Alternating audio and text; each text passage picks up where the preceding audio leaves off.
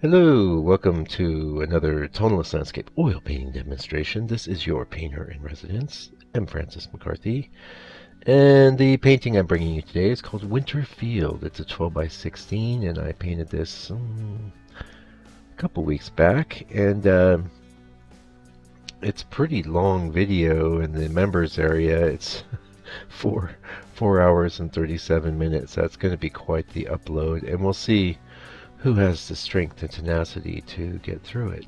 Um, I would recommend it though, because it's one thing to watch me do a painting where I know what I'm doing and I'm doing what I'm doing. I've done it before and do it again. Da da da da da. And in some sense, this painting could be like that, but for one thing, it's not my typical kind of scene. For another, it was kind of big and it had a lot of things that I had to deal with. The real attraction for me was, of course, these vertical, light-colored. I guess they're trees. I don't know what kind of trees they are. I hear people refer to them as poplars out here, but I'm not sure what that means. Anyway, that's sort of the focal point. But I applied myself industriously to this painting, and I'm pretty happy with the way it turned out. Um, I have painted the scene before, and I'm going to try and remember to put a version of that on my blog, a copy of that old painting, because there's a lot of changes. And first of all, 2011, when I painted it, I had just gotten out here, and I was really trying to scale up. I had taught myself to paint doing 5x7s and 6x8s and 6x9s, and was super comfortable with those sizes. Again, probably because I'm an illustrator or whatever. I'm used to working in that sort of scale. And I just found that I was stiffening up incredibly, and there was so much detail in front of me, and there's so much detail in this painting as well. Um, at the end of the day, it wasn't a bad painting, and I gave it to a friend way back in the day, and it's existing on someone's wall happily, I would hope. That was a 12 by 18, and I have a good photo of it, so I have a record of it, and I think that's what was really important. So I'll pass it along with you. And actually, I quite like the way this little drawing came out. Not little, but big.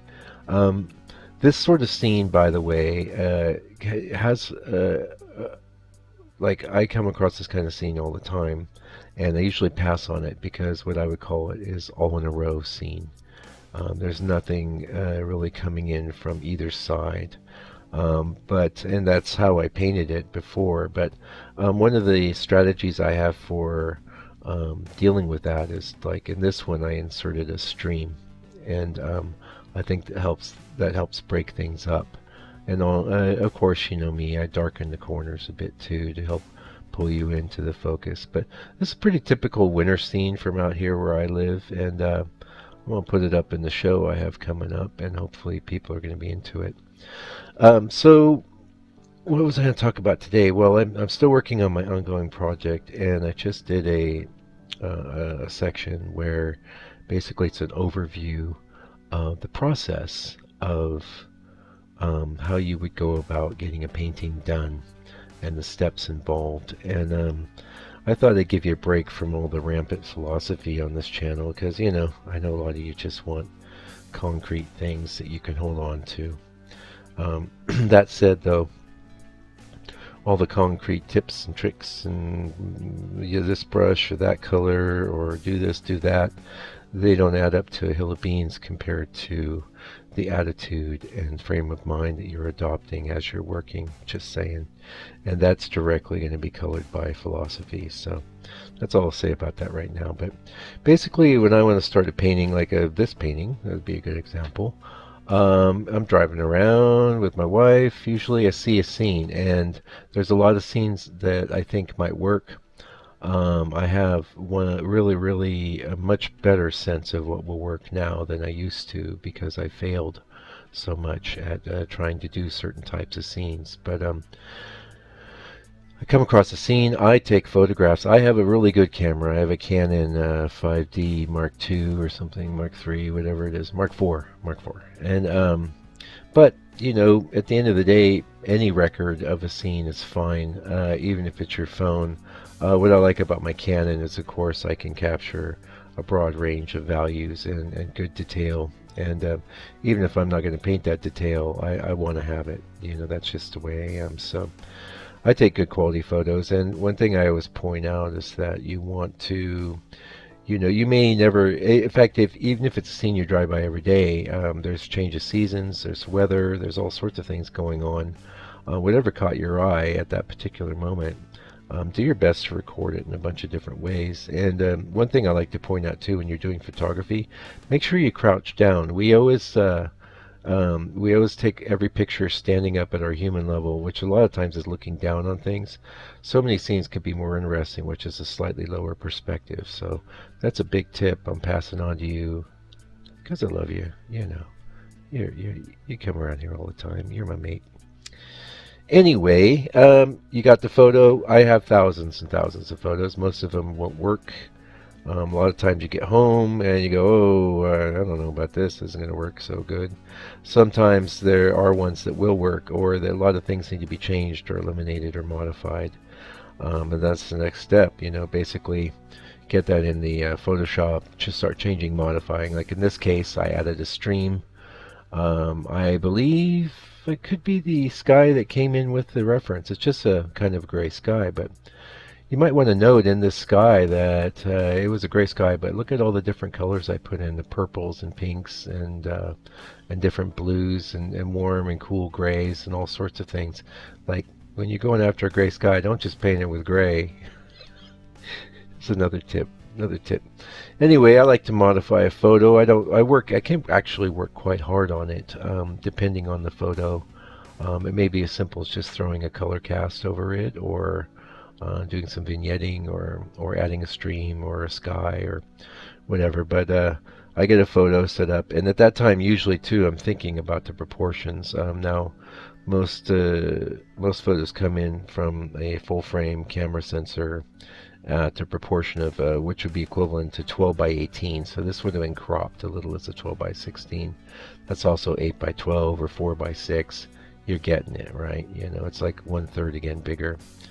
That's a really nice proportion. However, that's not always good for framing and things. Like one of the reasons I did this is a 12 by 16 is because I have some 12 by 16s in the garage, and I was thinking, I want to put some things in my show, my upcoming show, and I have 12 by 16s, so that's what I'm going to put in. Or that's what I'm going to paint, which meant cropping a little bit off. But it's a good time too to be thinking about that stuff when you're in Photoshop messing around, because if you have your reference up on your little reference area, whether it's a computer or a place you tape a printout or whatever it is, if it's radically different from the size you're painting, you can have all kinds of problems. So anyway, you've got your photo reference. I recommend you have a bunch of boards prepped. Like have a board prep day where maybe you're not feeling all that hot. You might even be in a bad mood or sad or depressed. That's a great day to do board prep. Just prep a whole bunch of boards, getting ready for the time when you're actually feeling normal and feeling good. And assuming you've done that, you have a bunch of boards prepped. I usually say, okay, I feel like painting big, I feel like painting small, I feel like painting medium, whatever. I grab a board. I always do the M. Francis grid, which is dividing it down the middle both ways. I usually have that in my reference. If I don't have that in my reference, I'll do that real quick in Photoshop at my studio. I tend to do all my reference prep at home in my home office. Yeah. And from there, you've seen it. We just did it here. It's the same thing over and over. No matter what scene I'm painting, I always do a drawing or an underpainting. I almost always use black. Sometimes I use burr number, depending on if it's going to be, like a sepia tone piece or something like that. I might change that up, or I might use raw umber. It's either raw umber, burr number, or black. And when that drawing's / underpainting's done, then I either let it dry and come back to it later, or I just start going into the sky. And before I do that, usually I will pre-mix 2 rows of colors, 1 row for the sky colors and 1 row for the landscape colors. And those are just going to be averages of the colors I see. And I don't sweat that too much because I find a lot of times I'll modify that right off the bat. But when you'll see me lift up my palette and you'll see those rows of colors, those are pre-mixed. A lot of times too, that can be a little trick to make sure that you're going to do a painting that day because you know you've pre-mixed colors. So I might pre-mix colors before I go to lunch, and then go to lunch, and then instead of farting around and doing something else, I know I've got the palette sitting there with paint drying on my desk in my studio, or whatever you call it, the area I paint.